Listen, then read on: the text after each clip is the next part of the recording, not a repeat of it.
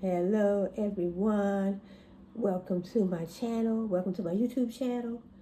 I am Shirley and welcome to my YouTube channel, Shirley TV. So I have Shirley TV, TV One Productions, Brainstorm Entertainment Productions, and then I also have Shirley's Legal Reviews, and I also have Olu Conga and Cheryl Productions. So that's my cooking channel. But trying to, create content on all my channels. But, so if you go to any one of them channels, I have a little bit of content on those channels. But I want to say good morning. Glad to see you. Glad you could be here. Glad you could join me. So, just saying, and I also want to say happy Thanksgiving. So, tomorrow is the 23rd of November, 2023, Thanksgiving. So we are winding up the year 2023. Yes, we are. We are winding down. So Thanksgiving, then they're going to have Black Friday. So it falls right in line. Ha, yes. What? It falls in line. Then we have Christmas coming up. So Christmas is my birthday. Yes, I was born 12/25. And I ain't gonna tell you the year though. Just know I am a grandmother and mother. Mother of three, grandmother of three. Grandmother of three biological grandchildren. But I have some other grandchildren that's not my biological grandchildren, but they still my grandchildren because when I married my husband, he had kids, and his kids had kids, so that made me like a step grandmother. But biologically, I have three, and then I am the step grandmother of, I can't even count them. What? Yeah. So I just want to show you, my, where I take my courses. Coursera. So you go to Coursera, not Coursera, Coursera. Courasera. So it's on the screen. So if you go to Coursera, I think it's .org. Yeah, Coursera.org, and then they have free courses. So free courses, and then they also have certificate courses. I think the certificate courses are $50. I think they $50. $49 or something like that, or 50, but I know it's less than 100. So you can do the certificate courses, you can do the free courses, or you can do a degree. So I should have showed you the website, but these are my courses. Let me go here first. First of all, this is my learning. So if I go home right here. This is one of my courses, an introduction to American law. So I'm taking that, and let me go up. And so if I go on my course, an introduction to American law, it's going to give me my assignments. See, supplemental readings. So I read this yesterday. Key civil procedure terms, and then I go into any one of these, and I can read. Give me more information. See what to expect. A lawsuit chronology. So let me get this off of here. So what to expect.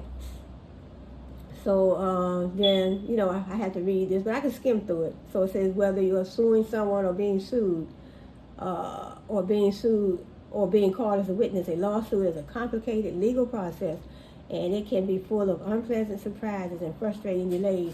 Don't forget there are at least two parties to every action, and that means the schedule and the events which take place can be out of your hands. So I'm not going to read all that right now, but just wanted to show you. Let me cut this. Yeah, let me cut the heat off because that's real loud. So it just gives me the things that I could, that you get for as far as your supplemental reading. So I'm just going to bring you here. So in other words, my supplemental reading, I can, read about lawsuits, civil cases, how class action lawsuits work, the federal rules of civil procedure, black letter law, outline civil procedure.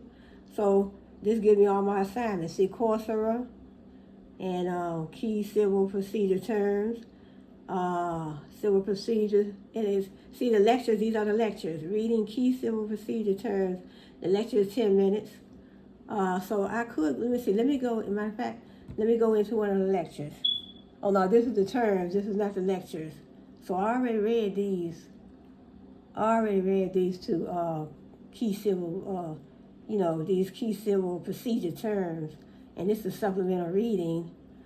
But let me go, let me go to all my classes. So, and then I can take you take your laptop with you, and then I'm taking AI for everyone. See, I'm taking Learn to Program the Fundamentals. See, my progress, it gives you my progress in each course. So AI for everyone, 89% so far finished. And I'm taking a programming course. These are all free courses. Introduction to International Law, 28%. And I'm taking machine learning, 25%. So I still have some work to do. Forensic accounting and fraud examination. And I'm taking another course called New Technologies for Business Leaders, 31%. So it's good to me because the lectures are not, let me see if I can show you. Let me go, no, 81% on that course, 89%. That's not the grade, but that's just the percentage that I finished. And then learn the fundamentals of programming. So when I go in there, so I go in my course, and so I have some work to finish. You can still pass. You need to pass these assessments before the end, January the 8th. So see, you can still pass. You need to pass these assessments before the end date of January. So I have a little time.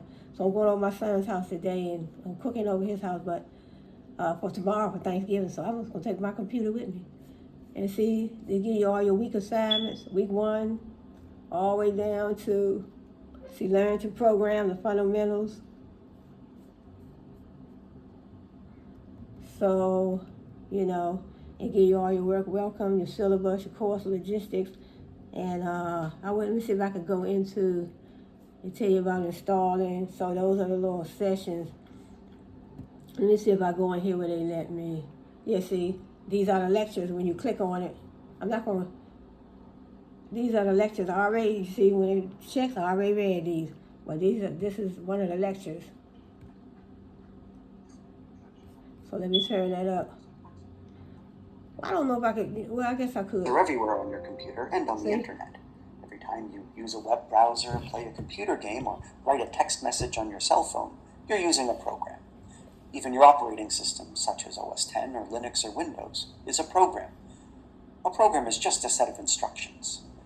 We say programs are run or executed. Programs, such as your operating system, run on hardware, like a cell phone or your laptop or a tablet. But programs can also be run by other programs. This is what happens when you play a game in a web browser. Your web browser knows how to run programs written in a programming language called JavaScript. This web page on Wikipedia lists all the programming languages that anyone has ever bothered to enter here, and there are hundreds of them. You've probably heard of some of the programming languages. We've heard of a lot of them, but certainly nowhere near all of them, and we doubt that anybody knows all the programming languages listed here. So, Python is a programming language, one of many. In order to run Python programs, you need to download a program that understands that language, much like your browser understands JavaScript. In order to work through this course, you will need to download this program from python.org. There are 2 main versions of Python, Python 2 and Python 3. We're going to use Python 3, so go ahead and click on Quick Links, and this is the download page for Python 3, the current version. If you use Linux, you can use your package manager to install Python 3. If you use Windows, this link is appropriate. See the little short if you use OS X, lecture? It's only 2 minutes and 46 seconds. The appropriate link to click. If you use a Mac, you may need to install something called PickleTK in order to run the program we use to write Python programs. So let's just scroll down to the bottom here. If you're a Mac user, what better to learn than you And know, then scroll what way down that's and better to learn than download free? Active TCL 8.5.12 or whatever the newest version is. You're going to have to go to the ActiveState website. So I already finished all my And readings then just click this big blue for download this button. for this after you get session, that. for that lesson, you know. To write our Python programs, we're going to I use a still have some program more work called to do, Idle, though. named after Eric Idle of Monty Python. Idle comes with Python. Just double-click on the icon, and hopefully you see a window that looks like this. Right, so then my next, I already read, I think I read this one, up next, installing Python. See, I read it already. Here it is right here.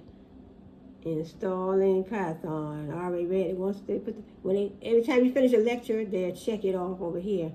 So installing Python, I already read it. I mean, I already listened at the lectures. The lectures are pretty cool, see? They're pretty cool, you know, so. But, so let me finish up here. So that's just that course right there. Hold up, let me make sure that's, you can see, there you go, Coursera. And so let me go. Okay, so I said I have an introduction to American law. So that's a good course too. AI, that's artificial intelligence for everyone. So artificial intelligence. So I'm not going to go on all these courses, but learn the program, the fundamentals, introduction to international. So I still have some work. So I'm just going to take my, still have some work to do. Machine learning. So machine learning is data representation. Let me go on here. So machine learning. So see, I still have some work to do because only one video is checked off. Data representation in bits. Think of a type of computer file. So you think of a type of computer file. You think a type of computer file you use. For example, an image file, audio file, or document. Post a description of it for other learners to read. You can include a link to a website describing it if that is helpful. So I think this was an assignment that I have to do, right? Because see, there you go, the data representation in bits. So once you listen to the lecture, sometimes you have assignments to do. So see, I have to, I'm gonna have to go back and do that assignment for this course. So learning machine learning for all, and what's the other course? Forensic accounting and fraud examination. So just showing you how, when you go inside, when you click, but I mean, it's good, I think it's,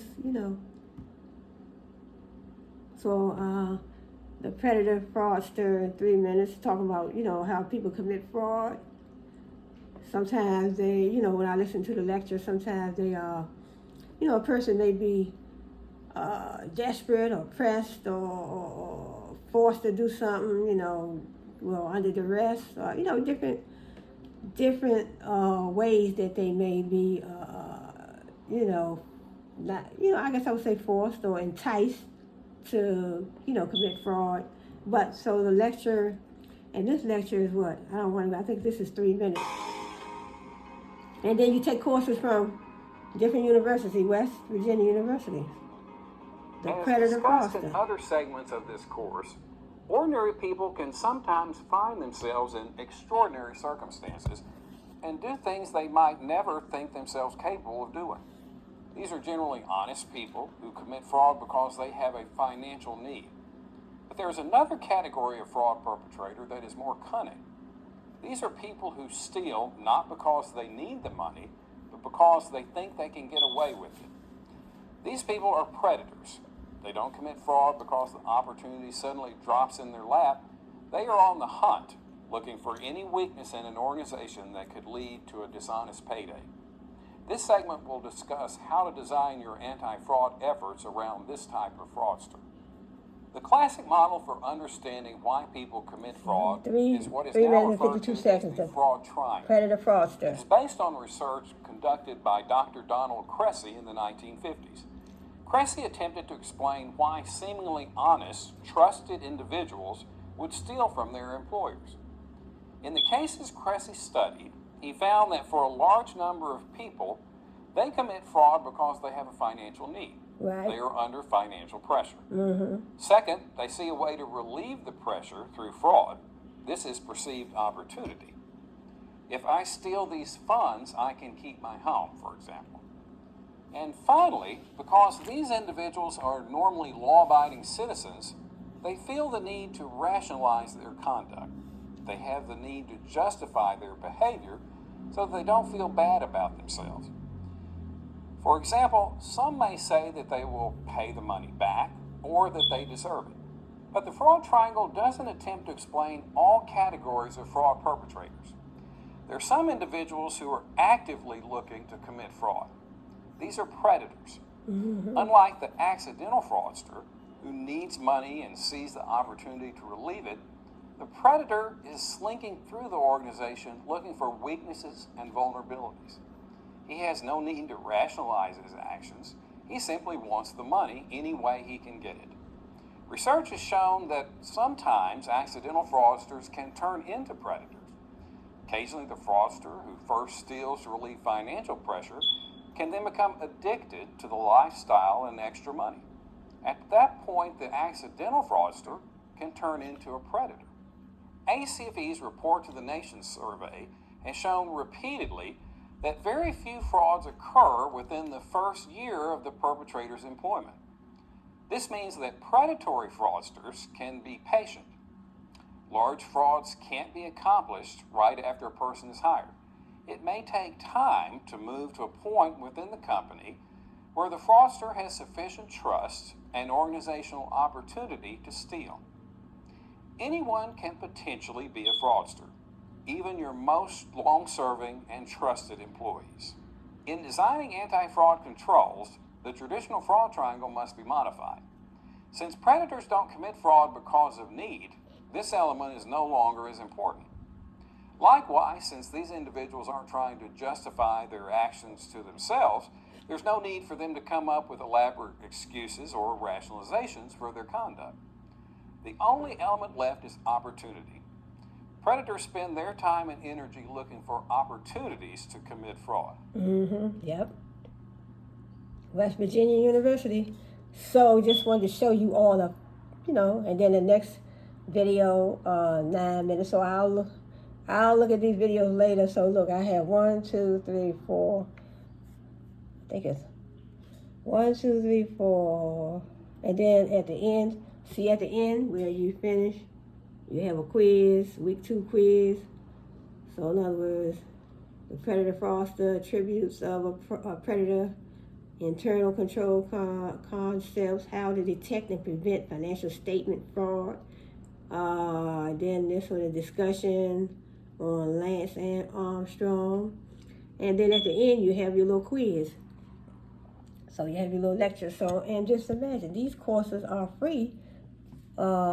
And then they also have certificate courses, as I said. But, all in all, what you want, they do have certificate courses. But I said, shoot, free? Oh, I love free stuff.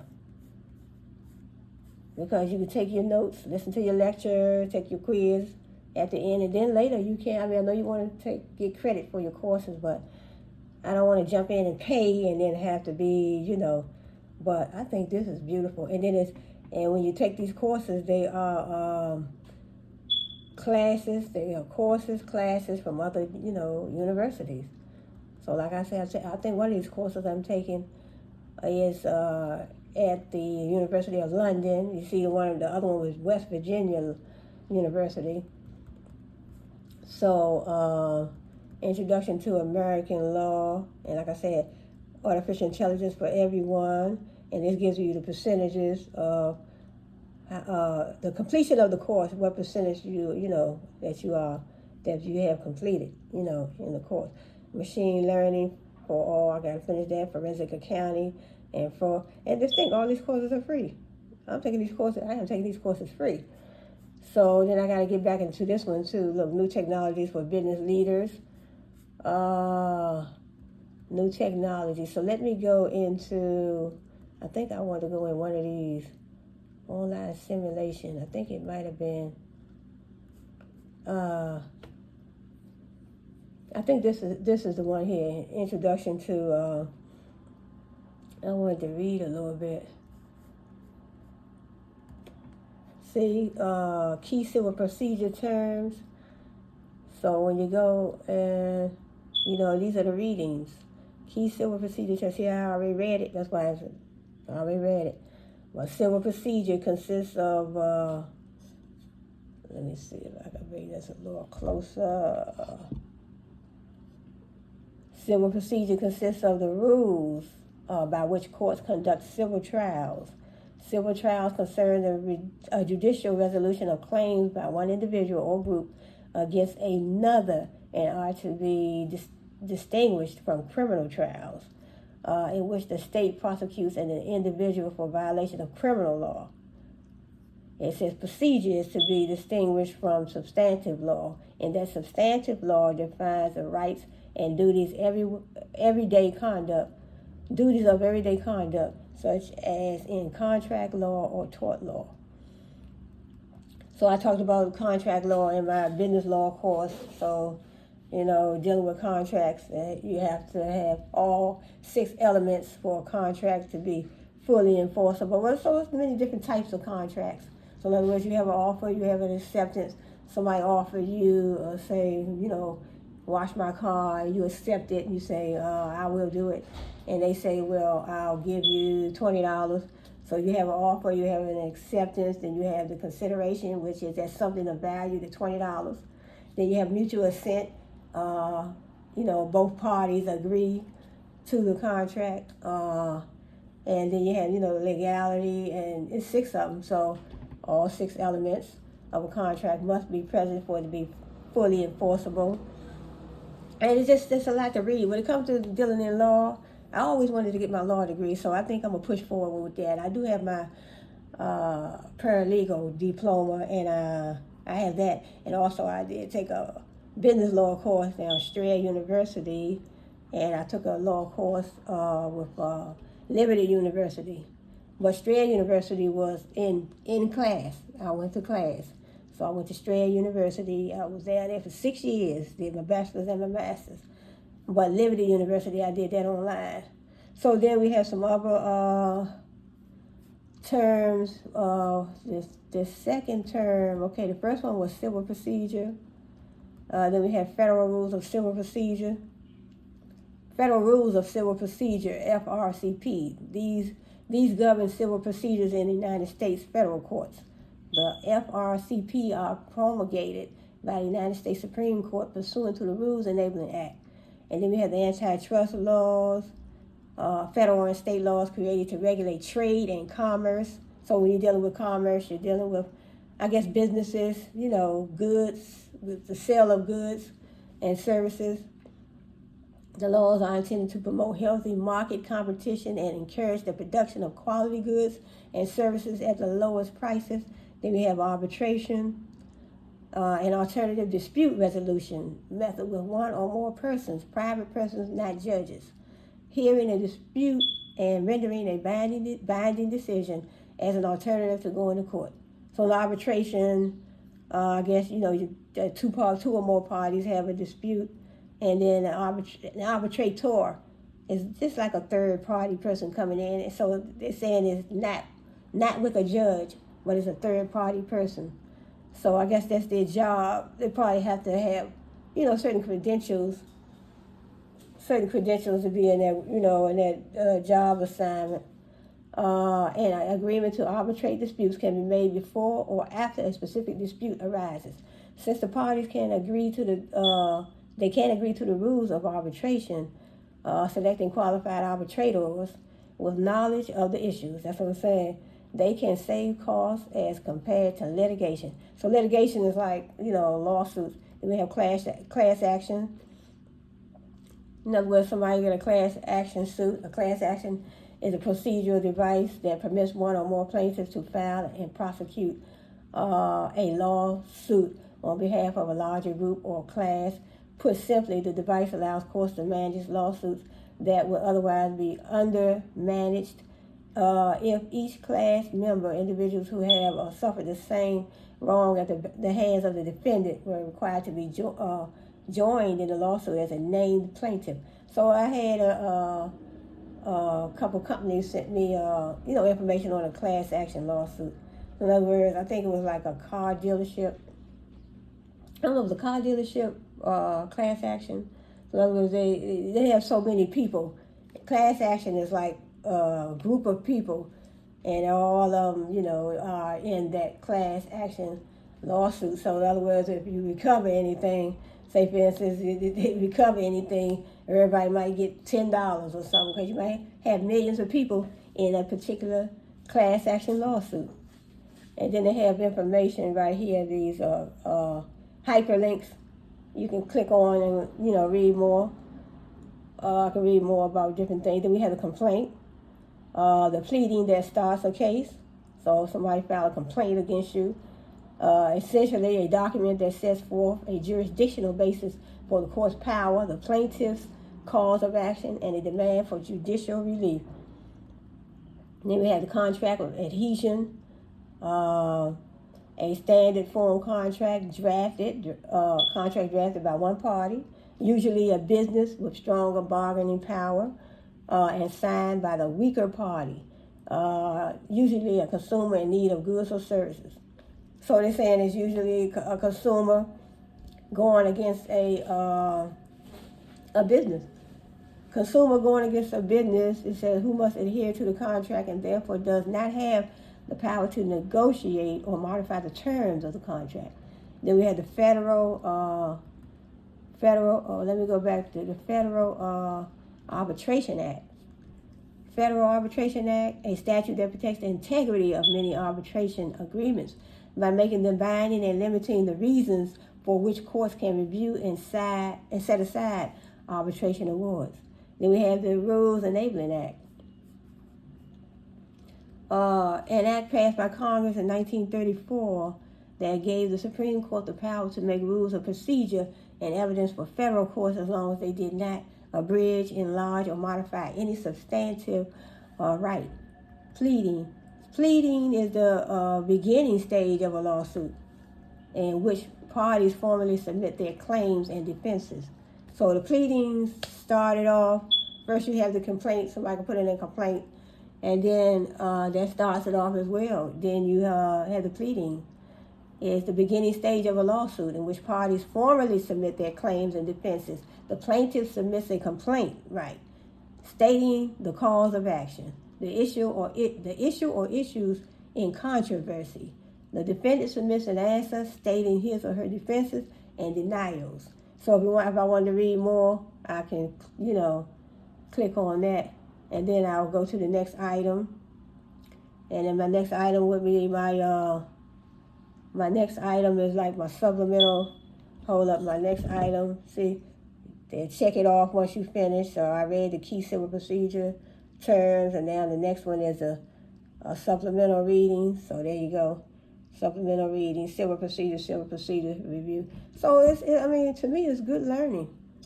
Good learning. Why not learn for free for a minute? I know you want to have, you might want a certificate or a degree, but I didn't want to jump in and just pay. I want to, get the feel of the culture within this platform. Yeah, and then later I'm like, but I do have my degree, so already in information systems and business administration, Strayer University, right here in the United States of America, right here in the DMV. So we do have prominent universities, also Howard University around, Howard University. So that's not, it's a large university, Howard University, but Strayer University, they have, when I left there, they had 13 campuses. And then later on, I found out they had over 100 and something campuses. So Howard University don't have as many campuses as Strayer University. So look Strayer University up. So, and then we had the University of the District of Columbia. So I did go there for a while too, but I transferred to Strayer University where I did get my degrees. So here we go, supplemental reading. Let's go into lawsuit chronology. So I'm not gonna read everything. So, a lot of times you just skim. You just skim in your reading. So this is where they want us to read, what to expect, lawsuit chronology. Look, so whether you are suing someone or being sued or being called as a witness, a lawsuit is a complicated legal process, and it can be full of unpleasant surprises and frustrating delays. Don't forget there are at least two parties to every action, and that means the schedule and the events which take place can be out of your hands. Nonetheless, some things happen in the same order in most litigation, and you can at least get a general idea of what's likely to happen. It would also help to know some of the words and phrases that come up in a lawsuit. So I'm not going to read everything, but they say civil action as opposed to a criminal or family proceeding, for example. So in other words, when it comes to civil, we're talking about tort law. Civil has a lot to do with money damages. So, and then criminal, in criminal law, a lot of times they aim to have a person locked up or other solutions. But mostly in the civil, you're talking about money damages, this is like a lawsuit, litigation. In other words, if somebody hit you in the face, that's assault and battery. So you could also, that is a crime. That's assault and battery, that's a criminal offense. Also, that can be turned into a civil litigation. So somebody hit you in the face. First of all, somebody, the assault starts when they put you in fear and apprehension. In other words, they say, well, hey, I'll bust you in your face, or I'm going to kick you, in your eye, or something like that. So if they say something like that, that is the assault. But then when they actually carry it out, that is the battery. So then they have a couple other terms. One term is called mens rea. Mens rea and actus rea. So mens rea is where, in other words, it's like your mental state. So mens rea, you're in this state of mind where you feel like you want to do something to somebody, but you haven't done anything to them. So that's mens rea. That's the mental state that you're in. But actus rea is when you actually put your hands on that person. So we have mens rea, that's your mental state of mind, and then your actus rea, when you actually carried out what you were thinking about. You were thinking about busting somebody in the face. So that was your state of mind, that was your mens rea. But actus rea, then you actually did it. You actually hit them, So that's mens rea, actus rea, and like I said, assault and battery. So assault and battery can be both a civil offense and a criminal offense. Because if somebody hits you, and say for instance, somebody hits you in the eye, and the thing is, it has to be intentional. Most crimes are built on intent. So in other words, if somebody accidentally hits you in the eye, that would not be a battery. So you walking and you accidentally bump somebody on the shoulder, or you accidentally touch their eye, or you accidentally bump them on the shoulder, but you had no intent. You had no intent to harm. So that would not be a crime. That is like a mistake. They have another law term too, also called a mistake. So I gotta look further more into that term as well. But so, in other words, assault and battery, it could be a civil offense and a criminal offense. In other words, somebody can take out a lawsuit. Civil law deals with lawsuits, getting money damages. So remember that criminal law, a lot of times it ends in somebody getting locked up, or they do have other,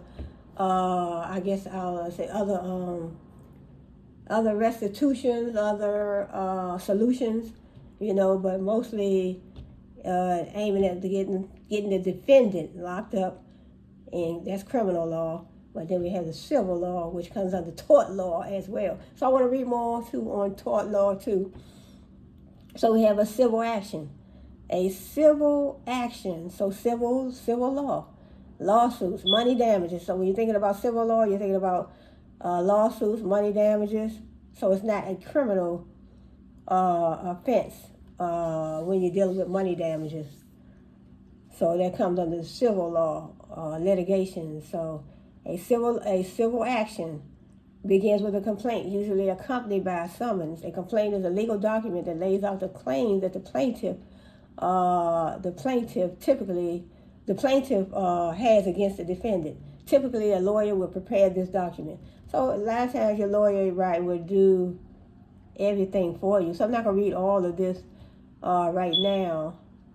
Right, and then it says, look, trial is the other point at which third parties can become involved. The attorney for the party who wants you to testify may subpoena you for trial. So in other words, right, in a civil case, so they still can have a trial just like in a criminal trial, but the procedures may be different. But I'm not going to read all this right now. So in other words, let me see.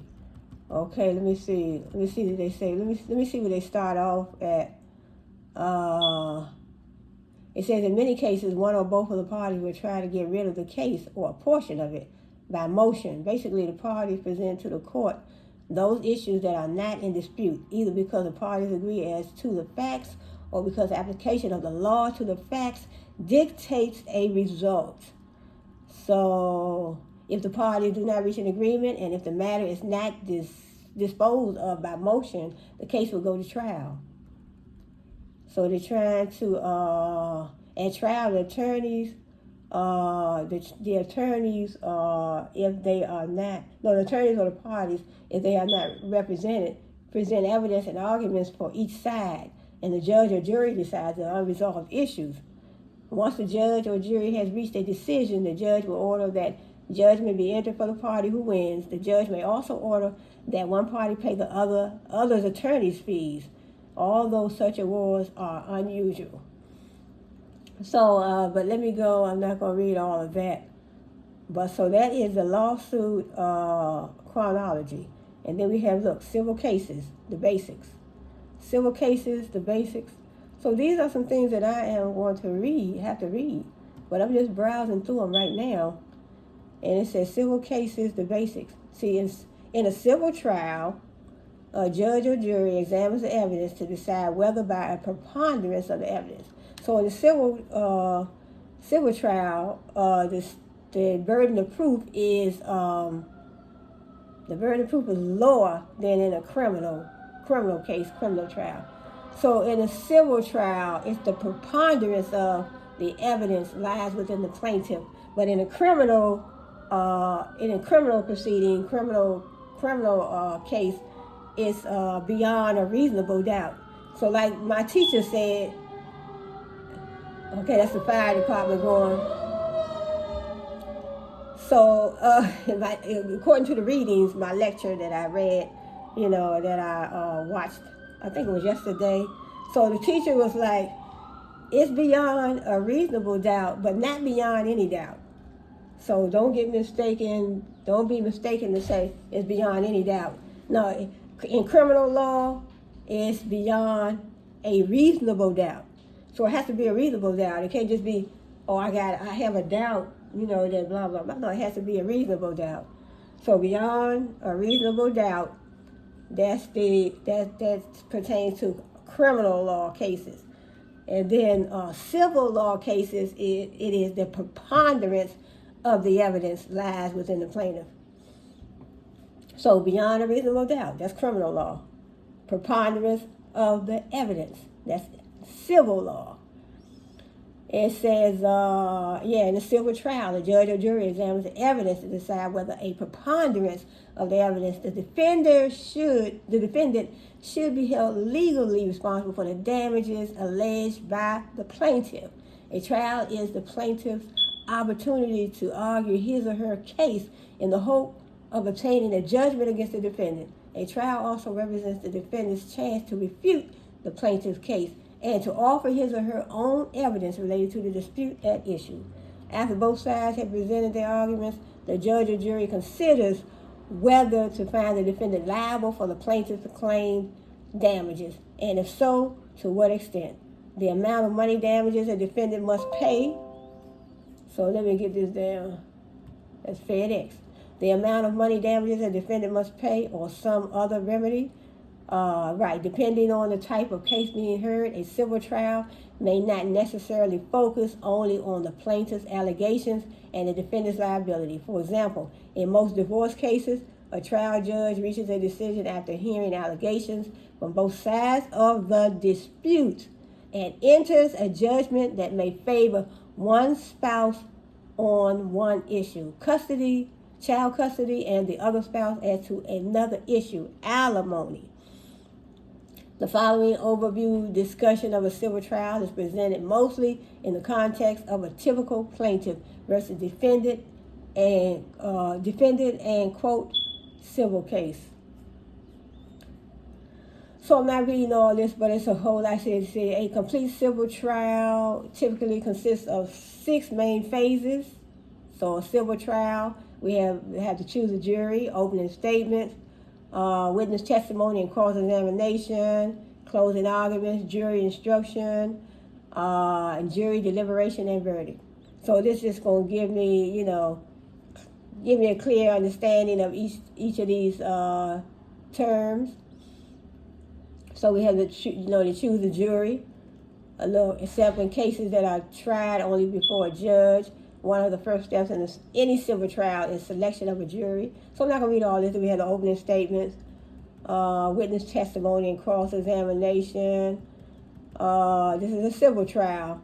Closing arguments. See, similar to the opening statement, the closing argument offers the plaintiff and the defendant in a civil dispute a chance to sum up the case, recapping the evidence in a light favorable to their respective positions. So I do have a homework assignment in one of my law courses. I think it's a closing statement or opening statement that I'm supposed to do. I think it's one of those. I know it's one of those.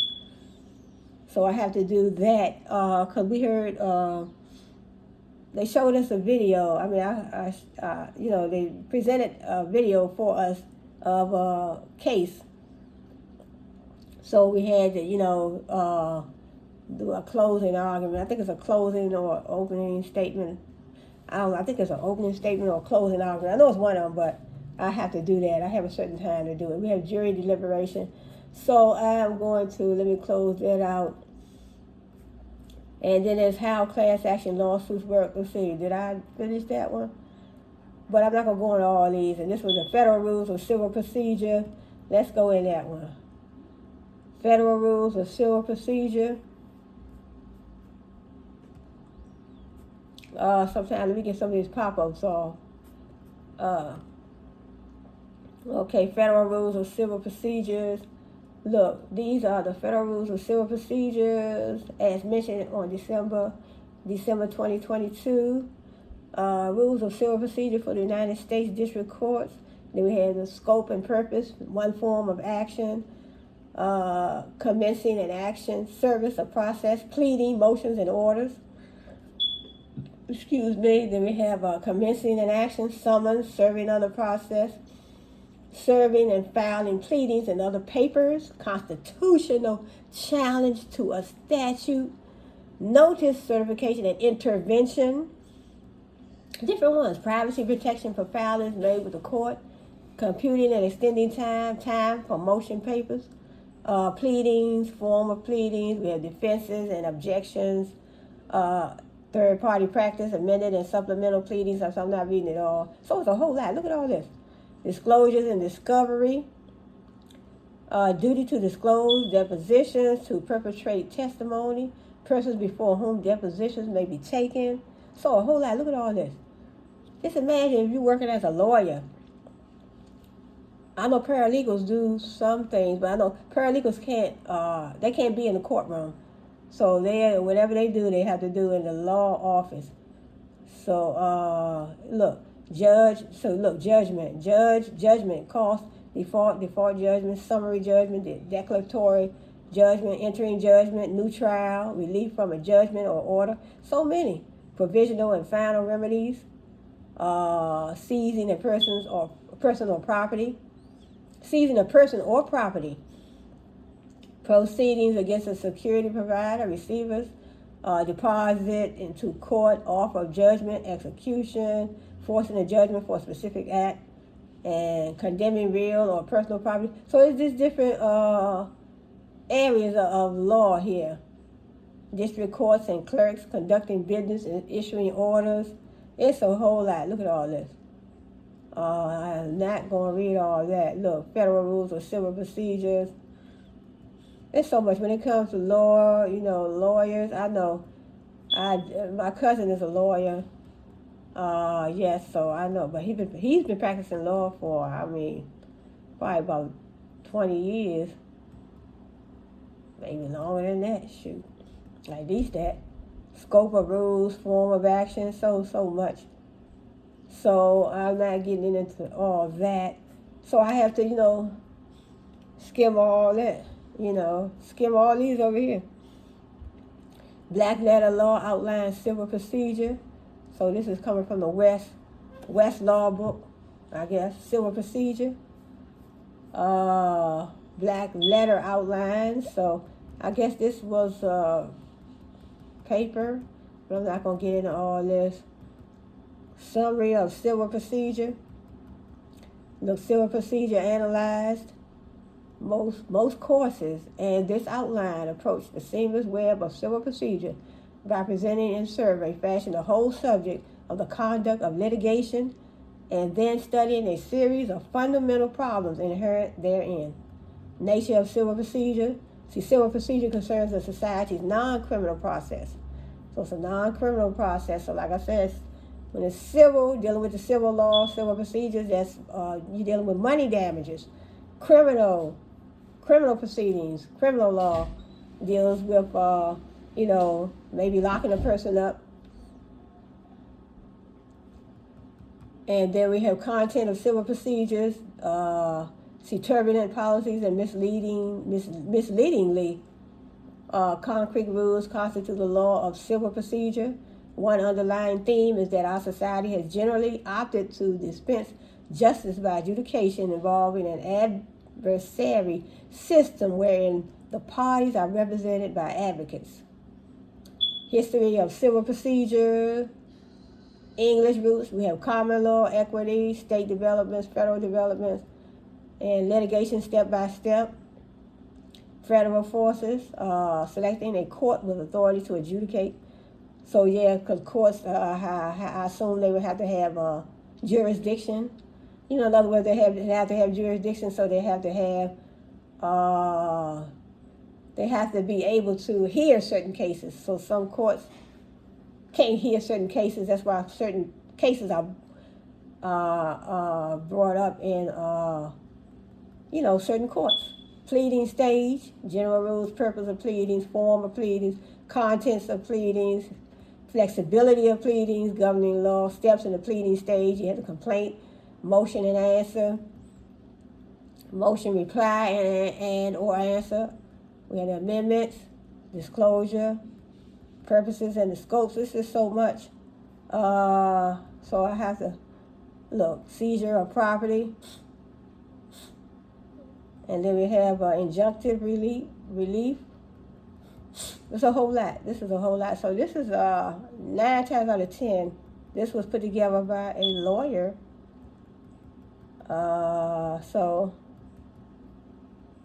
they say SCIM, enforcement of judgment, legal coercive relief, equitable coercive relief, just so much. We have the appellate procedure. Appeal does not entail a retrial of the case, but a rather academic reconsideration of the reviewable issues in search of prejudicial error. So if one court makes a error, then it may be cause for an appeal.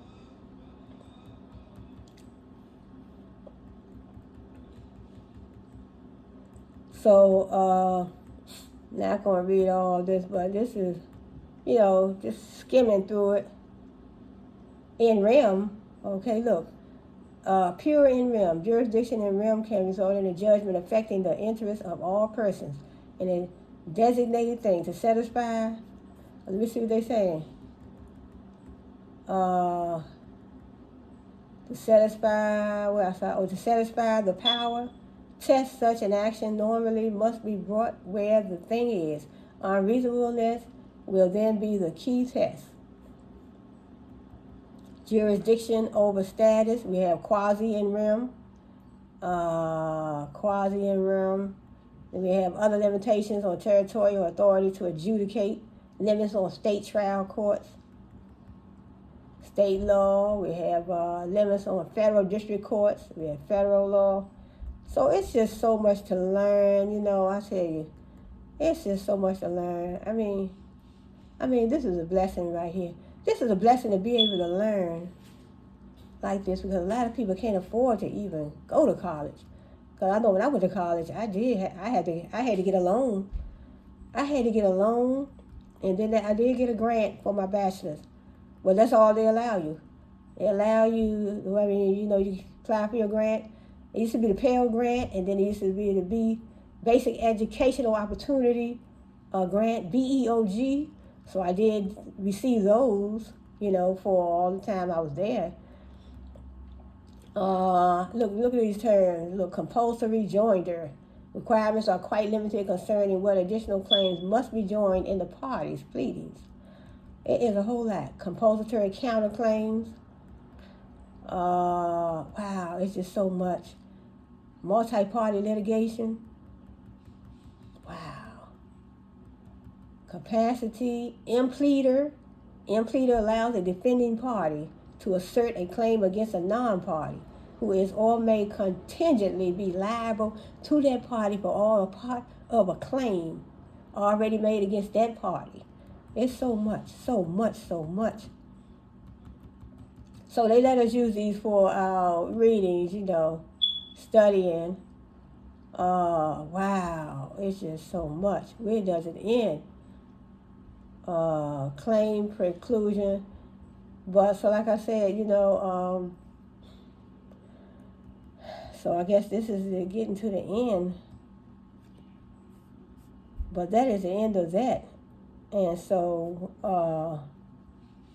when I finish skimming that, then I mark as completed. And then I go to the next item. And my next item says, so my next item come, I have to get into my lecture. So this will be key civil procedure terms. So I'm not going to get all into that right now because I'm almost at an hour. But I just wanted to show you, So let's look, 81%. So this is that I finished 81% of the course, and Introduction to American Law, Artificial Intelligence for Everyone. So let me go back in here.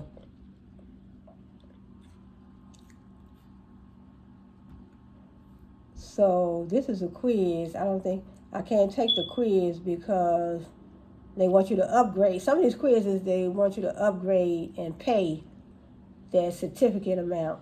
Now, if I upgrade and pay the certificate, I probably would pass this class and get my certificate.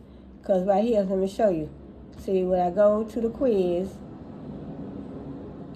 this is the quiz, and some of the quiz are just 4 little questions. So these are the questions. See what type of question they have? What are the current limitations of artificial intelligence technology?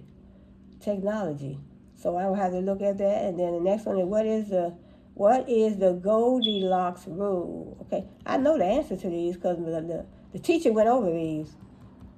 So this quiz is, see right here what they tell you? You have to upgrade just to submit this test. So I will have to upgrade and pay for the certificate, I will pass this course. Probably would pass because, I could. I don't know how many times they're going to let me take it, But, so it only have, I think, what's that, 10? Congratulations, you deserve a pat on the back for finishing this course. I don't know why they made this number 10. Look, that would be true. But I could upgrade and take this test. I may upgrade because I think this is right. This is it.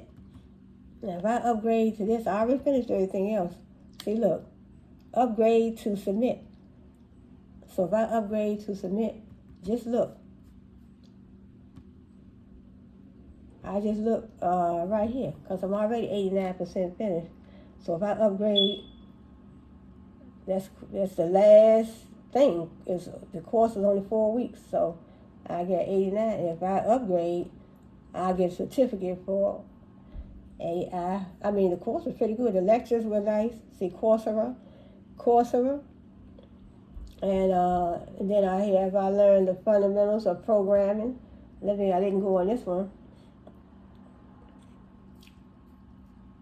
So I'm not really, but in other words, look, Python, variables and functions. So if I go in here to the assignment, so I have to go back and study a little bit. Look, so this is read the description given by, and they said I can go to Python. So I should have already downloaded Python on my computer. And then this is the first question, I guess. They select this is the first one. Read the description given by help round, and you have to choose one of these answers. And then come down to, look, what type of values does built-in function help function ID return? Then you have to pick one of the, consider this code, and then you put your answer here. Number 4, consider this code.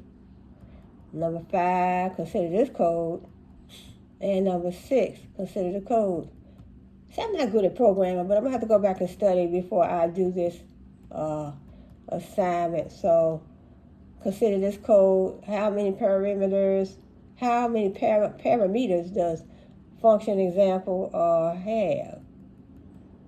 And this one got a lot of questions. Look, number 10, select the phrase that describes data in the third line.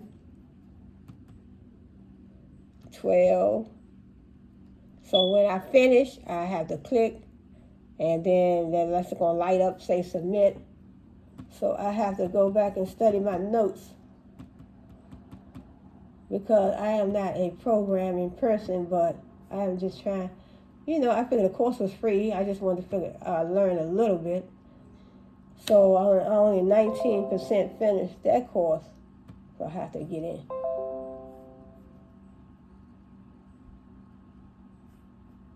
Those pop-ups are something else. So then I have introduction to international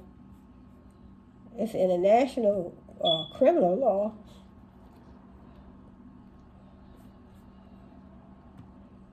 So, okay, this is the assignment that I have to do.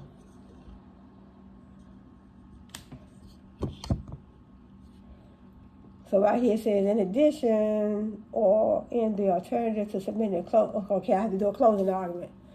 A closing argument in the Alston case. Members of Group B are invited to submit written argument in favor of prosecuting former Department of Justice Attorney John Yo, who wrote the White House torture memo under the precedent of the Alston case. Members of A are invited to submit a written argument on behalf of John Yo. So I had to go back and do this. So I did do the reading. So when I go back to the case, I have to go back and read. And then this is what I have to do too. See, your participation is optional, but I still want to do it. So I will work on this a little later. Okay, it says your participation is optional. It says, but highly encouraged. It says, look, for this, those enrolled in this course will be divided into 2 groups. Last names, and I tell you what group you're going to be in. So I am in Group A, And so Group A has to, it says, based on the reading materials herein, members of Group A are invited to submit a short written opening argument. So I have to do an opening argument on behalf of the prosecution of Nazi Minister of Justice, Skolderberger, the defendant upon which Spencer Tracy's character was modeled. So we saw like a little movie clip, and then we have, I'm going to have to go back and read over the case. So they want us to do just a little, I don't know how many pages this closing argument should be. They want me to do a closing argument. And then Group B, they have to do the same thing. So, but see, I had to do a closing argument and say, look,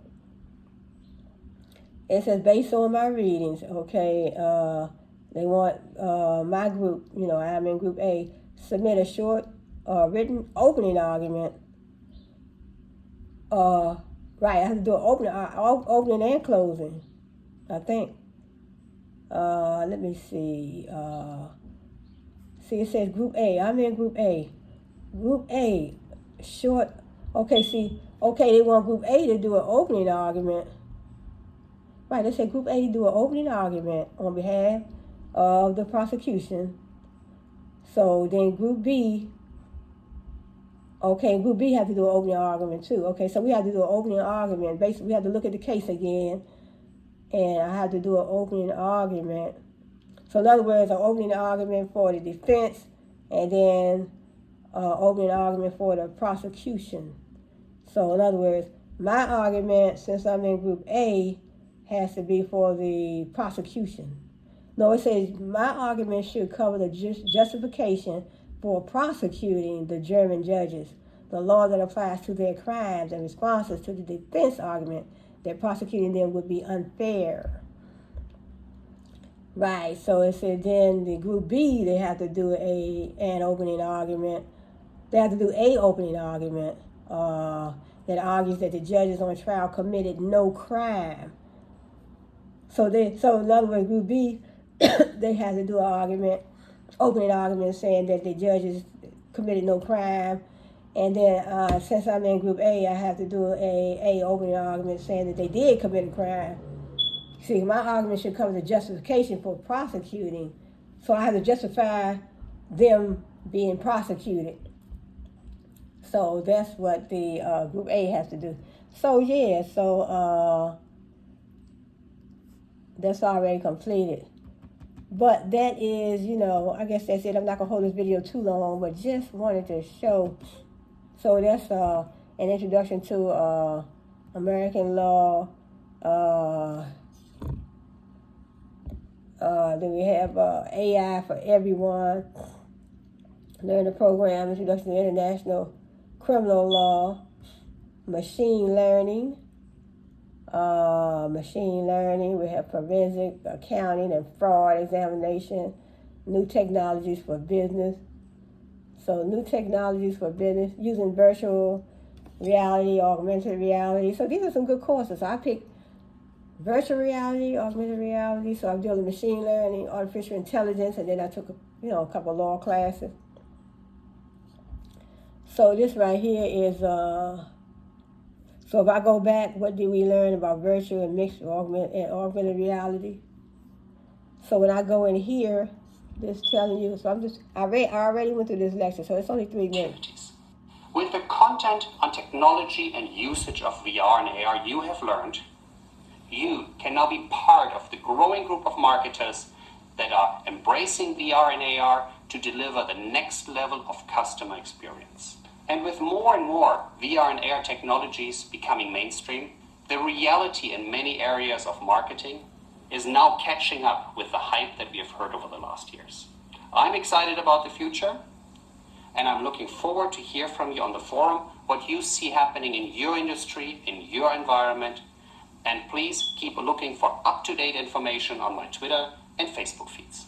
Thank you very much for diving with me into the virtual and augmented worlds that will make up the mixed reality we and our customers and clients will be living in sooner than later.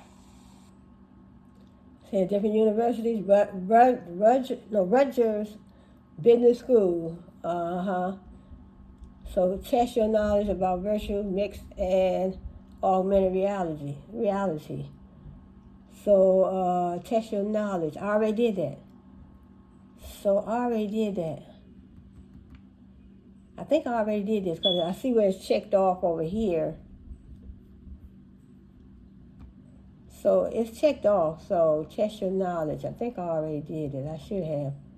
Okay, see, look at my grade right there. 91.7%. That's my grade.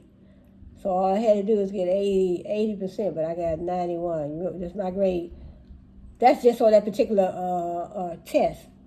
So then, when I come over here, the next thing would be join the conversation. So join the conversation, potential uses of virtual, augmented, and mixed reality. Potential uses. It says last year reported, so I probably have to do something to type it in, and then I'll probably get a little grade for that. Let me see what it's saying. It says reported that Boeing could potentially cut 75% of the cost of training. Can you share experiences, examples, or ideas on how the use of this technology can maximize revenues or minimize costs? So that's an assignment I have to do. So I'm going to have to, do some research. I don't want to just type it in because I don't know right now. I have to type it in here, then I'll get a grade for that. So I like the course. I just wanted to, jump into the free courses and get a feel of the culture, the cultural environment of this platform, this college, these colleges, these universities, and see, because when you're spending your money, you're spending your money, you definitely have to be careful. So that's what I wanted to do. So join the conversation. Potential uses of virtual, augmented, and mixed reality. Virtual reality. So in other words, virtual reality, augmented reality. Virtual is when you are immersed. In this different environment. It's almost like you are in there. It's just like you have these headsets. So they have the headsets. And that's in virtual reality. You have the virtual reality, you have the headsets. You're looking through these headsets, and it's like immersing you into that environment, but actually you are not in that environment. But when you put those headsets on, so let me see if I can go back and show you one of the lectures. Let me see. Okay, I don't know how far they let me go back. I don't know if they let me go back. Okay, no, this is okay. Let me see if they might let me go back. Let me see if I can go back where he's explaining. Okay, here go VR and AR. Let me see. It's 12 minutes.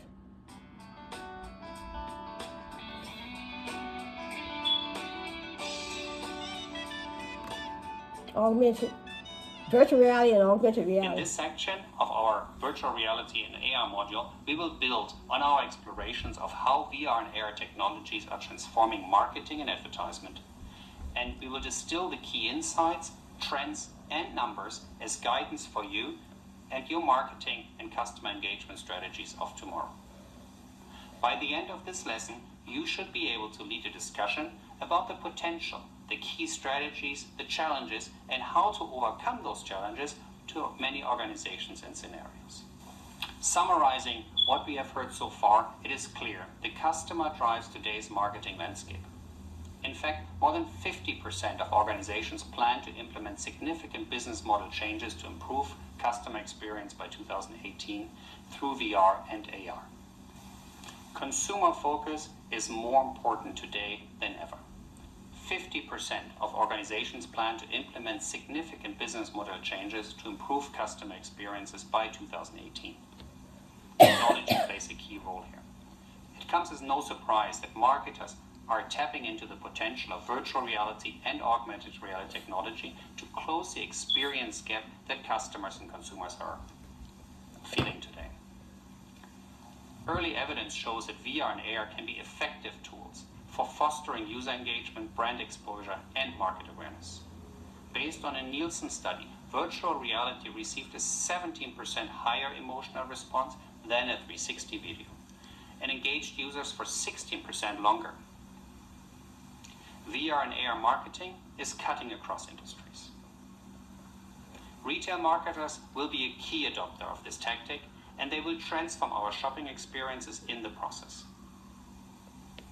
But also other industries tapping into VR and AR to enhance their marketing, including travel, automobile, and home decor.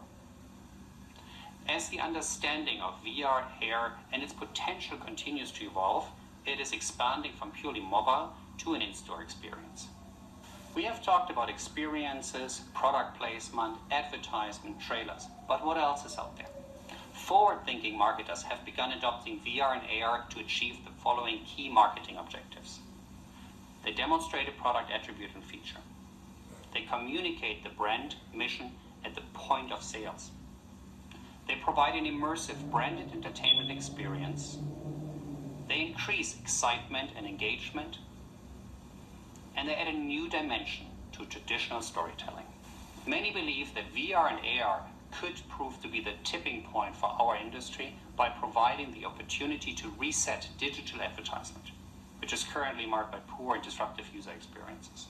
See, VR and AR. To enter the brand's world Virtual reality and augmented reality. Experiences that drive engagement with pull rather than push tactics. When thinking about VR and AR in the shopping and marketing experience, think about two different scenarios. The first one is enhancing the current shopping, advertising, and marketing experiences. The second, though, is creating a new shopping, advertisement, and marketing experience within the virtual reality and augmented reality worlds. Let's talk about the opportunities for VR in marketing. Clearly, there are no distractions. Through the complete immersion, virtual reality transports the users inside a virtual world with, in effect, no distractions. The user is completely isolated from the real world, enabling a complete immersion with the content we as marketers bring to them. It also can be very personal. Rather than tell the audience about a program, TV marketers can show them and provide them with a personal and unique experience that lasts beyond a 30-second trailer.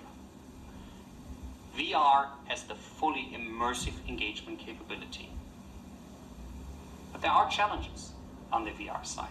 Accessibility. It requires the use of a head-mounted display, even if the software is displayed via a smartphone, so only a minority of audiences today will be able to experience it. Creatives will need to develop an experience that is relatively accessible if attempting to target a wide audience. And then there are the costs. Today, it is still relatively expensive to create a VR experience and to experience on the consumer side. The first wave of the head-mounted display devices cost between $400 and $600 today, limiting the use of these higher quality devices. But again, with smartphones and Google Cardboard, VR experiences are much closer to home for many, many people today. As we said earlier, augmented reality is the big growing segment that we will see over the next few years. It has also a lot of opportunities for marketing. On the positive side, the costs are less expensive than VR, and it covers a broad spectrum from interaction with the large screen to viewing something through a smartphone app. AR is more accessible by audiences than the true VR experiences today, because a viewer can be easily downloaded on an app on a mobile device, and the user can experience the augmented reality right there and then. It also has a social component. Users are not isolated with the real world, enabling them to interact with the real and virtual world simultaneously, allowing physical movement in order to explore and navigate through the environment, making it more of a social experience. Creators can utilize this to engage with a wider audience. AR is a partly immersive engagement capable. Challenges on the AR side: as audiences are only partially immersed, they can be distracted by the real world, which may affect on their AR experience. Creatives will need to take this to consideration they need to understand the environment in which audiences will interact with the augmented reality experience. And saturation in the AR space will also be happening very, very quickly. As AR implementation is relatively easy, the market will soon become saturated with a variety of AR applications. Consequently, creatives will need to offer authentic AR experiences for audiences that really stand out.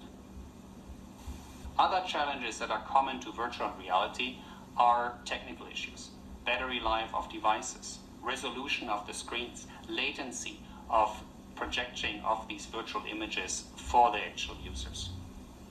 And then, of course, we have to think about security, both physical as well as in the virtual world. For storytellers, VR and AR create new challenges as well. For creating content, it will be a booming industry, but content for these VR and AR platforms will be emerging in the markets at its own right. It's not that easy to navigate an AR or VR story. In order to leverage the technology's full potential, marketers must partner with agencies that have specialized experience in the space or cultivate these capabilities in-house. When thinking about virtual reality and augmented reality, the user experience really needs to be first. So as a marketer, you need to understand the user experience you're trying to create. Most importantly, quality. Quality first. The marketers must resist the urge of creating mediocre apps and leverage other technologies that provide that information to create a better user experience. Closely work with data scientists and other technologists to truly understand how your customers interact with AR and VR, and then incorporate that into your designs of the user experience.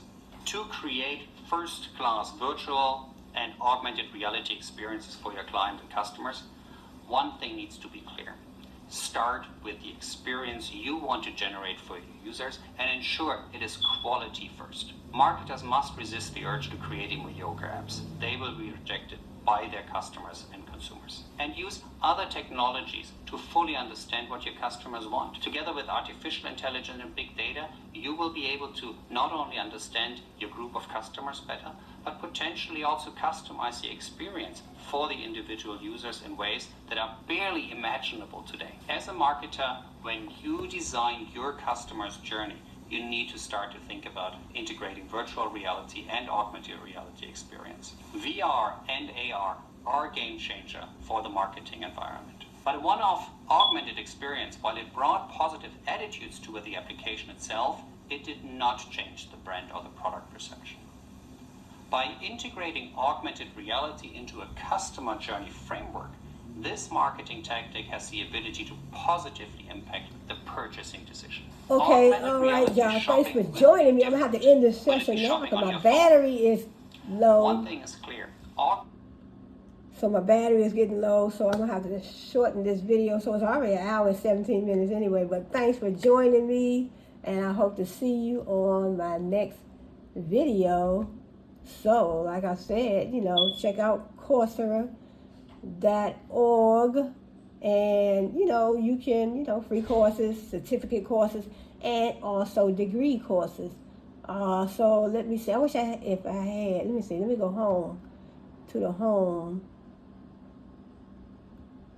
So in other words, see right here, it says earn your degree. And it have different, Master of Business, we have Master of Science, we have Master of Management, different courses that you want to take. Most popular certificates. Look, they have Google Data Analysis, Google Project Management, Google IT Support. So I might do some of these certificate courses myself. This is, oh my God, this is so beautiful. Recently viewed courses and specializations. Introduction to International, this is a course I'm taking, International Criminal Law. So it's good to know about the different laws around the country. That's a course. I think that's the course I'm taking, Introduction to International Criminal Law. So, in other words, build and demand skills. But I'm going to close this video right now. And it's just, different courses. Federal taxation. Look, explore Coursera. And different classes, so. And let me see the one. Look, forensic accounting. This is the one I'm taking to, forensic accounting. and fraud examination. So I have learned a lot so far, but I want to finish all my courses right here. This course right here, but I'm going to stop because this was the computer. I mean, the video is going to shut down. So look, introduction to international criminal law. I'm already taking it. That's why I say, look, already enrolled. Go to the course. So I'm already taking this course, but I just wanted to show you. And this course is from what's that? Western Reserve University. Never heard of that university, but that's the course I'm taking. So they show you everything I've completed in this course. But I'm gonna close out right now. You know, all the checks, all my readings. I read about treaties, international law, really law. Oh, is international law really law? A primer of international law, the sources of international law, treaties. I read about that. Customary international law. I read about the United Nations and the formation of international law. So you know we talked about things. This is the case. This is the case I have to read. So I have to do that opening argument, and see that's why they're telling me to resume, because I gotta resume. So I really like it. I really like it. So check it out, Coursera.org, and I'll see you on my next video. So you all have a blessed one.